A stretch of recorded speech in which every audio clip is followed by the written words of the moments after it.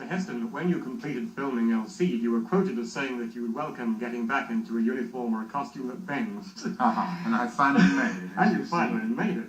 Well, now that you're back in the present century, in fact 1900, with 55 Days at Peking, how does it feel being a modernist once again? Well, I feel, of course, it's marvelous to be doing a part with a wardrobe that doesn't squeak when I sit down in it. But after all the roles I've played in the 11th and 1st centuries, and before that, I felt I should kind of ease up on modern times. As a matter of interest, do you find it difficult to associate yourself with a character in a historical story than you would, let's say, in a modern sort of story? Presents special kinds of acting problems. You aren't as familiar with the vernacular of everyday speech in even as a period as recent as 1900. You're not certain whether people had started saying okay then, for example. But to identify yourself with the man isn't so hard. His environment and speech and costume may be another thing, but men are pretty universal animals.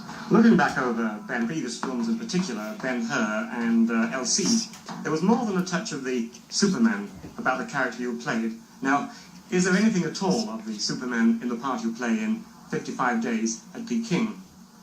I think the only quality the characters you've mentioned all have in common is not a superhuman quality, but rather the quality of endurance.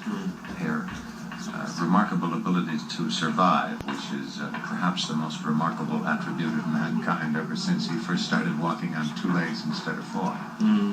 Can we talk a little about the part you're playing in this film? Is it based on an actual character? There was, of course, a commandant of the Marine Guard to the American legation during the siege at Peking. But my role is not based on the specific individual, although many of the parts, for example, the one David Niven plays, is based on Sir Arthur Robertson, the British ambassador.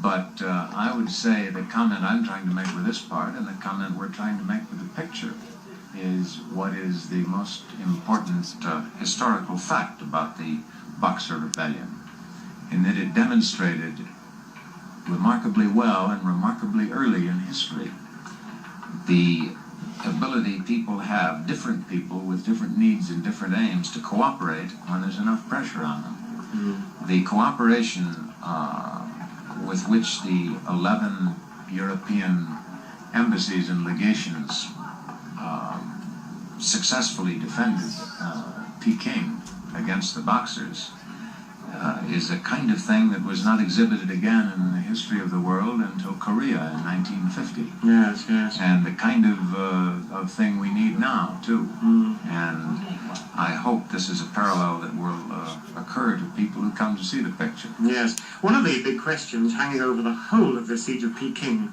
is why it was that the enormously superior forces of the Boxers were not, in fact, able to subdue this comparatively small legation force. What is your own theory about this? Well, in the first place, they were never effectively employed.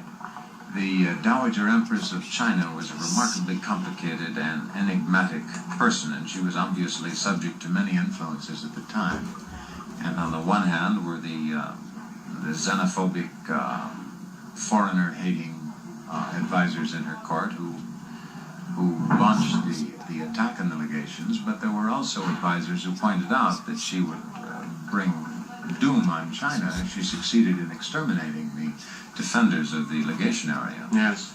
And I think it's possible that some of these influences prevented the Imperial Chinese troops from ever being fully utilized. And of course the Boxers themselves were, in effect, a guerrilla band, not really capable of fighting against even the small number of trained troops that were defending the legations. I see.